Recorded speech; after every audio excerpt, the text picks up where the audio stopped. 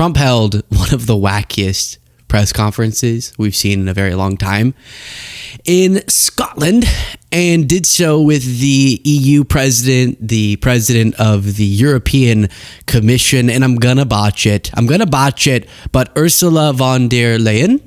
Okay. Good. And it just immediately went off the rails. He's sitting next to the EU person, supposedly talking about trade, and just starts talking about how I told her I'm not going to allow for the windmills. No windmills. They're so terrible. They're ruining America. And the other thing I say to Europe, we will not allow a windmill to be built in the United States. They're killing us. Why are you telling that to Europe? To Madam Europe, Miss Europe, as he says, Mr. Japan. Why? I told her, I said flat out, I said, we will not allow windmills. In Europe? No, in the United States. Okay, why are you bringing this up? He actually later admits why he's so obsessed with windmills, which is fascinating, but we'll get to it.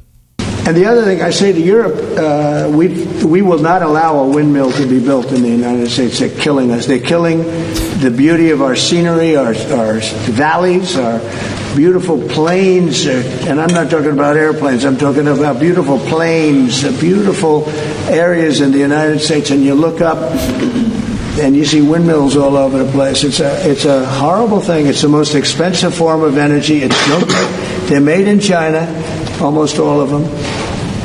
When they start to rust and rot in 8 years, you can't really turn them off. You can't bury them. They won't let you bury the propellers, the props, because there's a certain type of fiber that doesn't go well with the land. That's what they say. The environmentalists say you can't bury them because the fiber doesn't go well with the land. In other words, if you bury it, it will harm our soil. The whole thing is a con job. It's very expensive. And in all fairness, Germany tried it, and wind doesn't work. You need subsidy for wind, and energy should not need subsidy. With energy, you make money. You don't lose money. Okay. So first off, I'm misspeaking a lot today. Just cut me some slack. But Ursula there seems... I would pay so much money to hear what's happening in her head. What is she thinking? She's just trying not to move and is baffled by what she's witnessing. Number two, I'm nauseated hearing this MAGA argument of why should we subsidize renewable energy? You shouldn't have to subsidize energy. When we, over the last 3 decades, by some estimates, have subsidized the fossil fuel industry to the tune of $1.5 trillion. Trillion. Tens of billions of dollars every year. And then they don't want to spend anything close to that on renewable energy. And renewable energy is cheaper. He's lying about that. It's cheaper. I do want to show you before going further in this particular presser. There was a Fox contributor who was defending some of Trump's arguments here. Listen, this is one of my favorite clips of the week. Listen to what he argues. Ruining your oceans. Stop the windmills. Is he right? He's 100% right. Look, just so people understand, wind and solar only work when there's wind and sun. We don't have technology to store the energy from wind and solar. So if you make yourself reliant on wind and solar, then if there's no sun and no wind, you get no energy. It's insane to be making your countries dependent on this. Okay, so first of all, it's a multifaceted approach. It's not just wind and solar, but they're really effective as well. And Mark Dyson, since you said we don't have any way to store energy, how about you give me $1 million and I'll give you an invention where it's really cool. I came up with it, where you generate energy and you save it in this thing. We can call it a Bateron. Well, maybe we'll call it Beasley's Bateron. Well, Bateron doesn't rhyme with Beasley. What if we did something with E at the end of it? Beasley's battery. Let's say that. Beasley's batteries. And it stores the energy and then you can use it later. That's a pretty cool idea. I figured it out. And we can name it something like Duracell. Okay. So, you can say that. So, What is he thinking that he's saying? I also have this crazy thing, Mark, where you'll be here, right? You're there, I'm here. You're there, picture. You're there, I'm here. Okay? Do you have it? Do you have it pictured? Picture it in your brain. Picture you're there, I'm here. And I can speak here and then you can hear it over there. All right?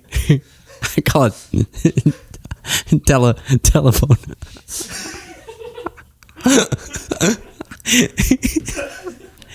I put it into ChatGPT. Can you store energy from wind and solar? It said, we absolutely do have energy storage technology. Battery storage systems are widely deployed to store energy from wind and solar. Utility scale battery farms are now common in the US, Europe, and China. And just for context, you have Denmark, Germany, and Portugal regularly generating 40 to 60% of their electricity from wind and solar, managing the intermittency through storage and other things. Oh, it's brilliant. Wow. So they call it battery. What an old-fashioned word. Wow. While we continue through this, please do, if you appreciate the show, click the subscribe button. That's important. And then if you want to support my family business, an energy drink that gives you the gut nourishment that you deserve, go to drinkpep.com to order directly to your doorstep some pep. Put a pep in your step. Trump needs it. He was grumpy throughout this presser, and reporters at one point asked him, why are you so upset? They're noisy. You have a certain place in the Massachusetts area that over the last 20 years had one or two whales wash ashore, and wash ashore. They washed ashore. One or two whales wash ashore, and over the last short. This sounds like a tribe of some sort. I went to visit the great Washashaw tribe. Washashaw, and over the last short period of time, they had 18. Okay, because it's driving them loco. It's driving them crazy. Now, windmills will not come. It's not going to happen in the United States. It is happening. A huge portion of Texas energy is wind.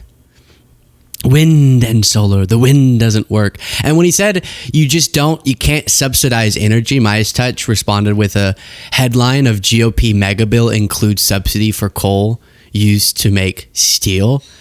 But don't worry, because it's not normal coal. It's clean, beautiful coal. Right. You didn't know I was going there, did you?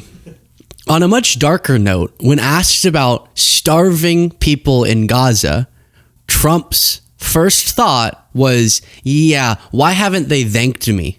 Why haven't they thanked me for the support we have given? Should Israel be doing more to allow food into Gaza? Say it. Should Israel be doing more to allow food into Gaza? What did she say? Should Israel be doing more to allow food into Gaza? Well, we gave $60 million 2 weeks ago, and nobody even acknowledged it for food. And it's terrible. You really at least want to have somebody say thank you. No other country gave anything. We gave $60 million 2 weeks ago for food for Gaza. And nobody acknowledged it. Nobody talks about it. And it makes you feel a little bad when you do that, and you have other countries not giving anything. That's not true. None of the European countries, by the way, gave. Nobody gave but us. And nobody said, gee, thank you very much. And it would be nice to have at least a thank you. It's just wrong, factually, and disgusting. And then, I don't know why I think I misplaced some of these clips because now we're back on the same topic we were on before. But this is the big secret behind Trump's windmill obsession. States. And it's a very expensive, and I would love to see. Today I'm playing the best course, I think, in the world, Turnberry. Even though I own it, it's probably the best course in the world, right? And I look over the horizon and I see 9 windmills. It's like right at the end of the 18th. I said, isn't that a shame? What a shame. You have the same thing all over. So that's where this all comes from. People have previously pointed this, but now he's admitting that his golf course he felt like got scenically obstructed by windmills. Which, by the way, aside from just I think we should figure out the most effective for our planet, for our lungs, for our food, for our water way to generate energy, and the cheapest. And hey, renewable energy is the way we do that. And so pushing forward that industry with subsidies is very smart. And it's what other smarter leadership in other countries are doing. But also, if we're even going to get into that dumb debate, windmills look cool. Like when I see them off of a shore, which is what he's talking about, that's kind of cool. And it teaches you something about life, right? The wind is like love. And if you have love, you'll go round and round and round. And while you might feel like you're going forward, you're really just spinning. You think that windmill there you're seeing on screen doesn't sometimes think, why am I not moving forward? I'm generating so much energy and I'm spinning, I'm moving, these blades are moving, but I'm not going forward. But ultimately, the happiest windmills, research indicates, are the ones that are happy with the purpose of the spin. The more that they accept their journey is in one place, and the inevitability of the spinning is the purpose, and it is magical, the happier they are. So I actually find it to be a real lesson about life. Then Trump got asked about, are you trying to announce this EU trade deal? Which is not a trade deal. Stop. I don't know why we call it that. It's a trade framework that's a tariff. He said, are you bringing this up to distract from Epstein? Trump didn't like that. Okay. Mr. President, was part of the rush to get this deal done to knock the Jeffrey Epstein story out? Oh, you got to be kidding with that. No, had nothing to do with it. Only you would think that. That had nothing to do with it. Yeah, he's so grumpy. He is, in his world, as they approach the 6-month mark, he was going to be hailed as the greatest president in the first 6 months by his supporters. And they were charging forward. They had all these celebrations. And then the Epstein bomb dropped. And now that's all the life of that has been sucked out for reasonable reasons. And he's very grumpy over it. We're still building towards a reporter asking why he's so grumpy. But here he references, without saying it specifically, that Democrats are just obsessed with nonsense, which nonsense now means Epstein. Our country was dead. We had a dead country because of an incompetent president and Like Epstein. Why are you still talking about him? He's dead. incompetent Democrats. All they know how to do is talk and think about conspiracy theories and nonsense. If they'd waste their time talking about America being great again, it would be so much nicer, so much easier. If they would waste their time talking about America, you've been playing golf. Oh, I told you this in a previous show, but this whole trip is going to his own golf course in Scotland, promoting it, but just getting world leaders, or at least a world leader, to come so it can technically be a presidential trip, so that he can get all this press attention around his golf course. Okay, so here's the reporter saying, why are you in such a bad mood? Can I ask why you're in a bad mood? Was it Oh, it's so good. Can I ask why you're in a bad mood? Can I ask why you're in a bad mood? Was it a bad morning of golf, or why you're not in a good mood? No, the golf was beautiful. Golf can never be bad, even if you play badly. It's still good. If you had a bad day on the golf course, it's okay. It's better than other days. But no, I think I look forward to this meeting. You know, we've had a hard time with trade with Europe, very hard time, and I'd like to see it resolved. By hard time, he means one of the greatest explosions of wealth in a country, just not properly distributed in the last world history. In the history of the world, in time. We don't know how long time is, but anywhere from 2,000 years to a billion. Depending on who you ask. This was perfect. I'll leave Velshi on MSNBC, watch the press conference, and look at his very human reaction to what he just watched. Thank you very much. Thank you. Wow. I'm not going to say any more words until my executive producer puts on the banner next to me. That was bat poop crazy. Just not gonna. That was crazy. I took lots of notes. This is in no particular order. Windmills are killing us. 7 million people died in Rwanda, but I ended that. The Rwanda genocide ended in 1994. Energy needs no subsidy. America subsidizes energy to a great degree. Windmills are Windmills are killing us. They're the most expensive form of energy. The windmills are killing us. This Friday, a rogue windmill slaughters thousands of people. Can Superman stop it? The windmills are killing us. In theaters now. He's going to have a deal with the EU in an hour. He's not in a good mood. He said that. He said there's not going to be a deal really with the EU. He said very specifically, he said, mostly I'm just going to charge tariffs. It's not really a deal per se. People are just going to pay tariffs. He went on for a little while about a ballroom.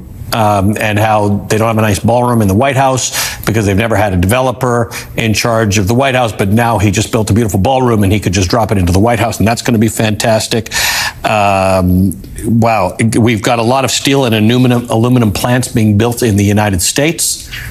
We've got a lot of automotive plants being built in the United States. I can't even read my own writing. Asked about people starving in Gaza. He seems very upset that no one has thanked him for the food that they provided. He said that Iran is being very nasty with its mouth. He did say he would know all about that. Could you hear that? He would know all about that. He would know all about it. Because of... He gave two pieces of news. He said that the United States is going to do more for Gaza, and that he talked to Benjamin Netanyahu. Those are the only two pieces of news that I was able to glean from that whole thing. He also said we have a lot of con jobs going on, which I think might be a piece of truth as well, but I don't know what he was actually referring to. This. Oh, yeah. And then on the windmills thing, he keeps calling, he said it's a con job. Who's the con for? Like, don't you need a person to benefit from the con for it to be a con? Who's conning? Big windmill? Like, yeah, there's companies that make money off of windmills, but why wouldn't... What? It doesn't make any sense. It's like big cat because they want the birds to die. Like, I don't know. I don't know what's happening. Oh, goodness gracious. Share your thoughts on that in the comments.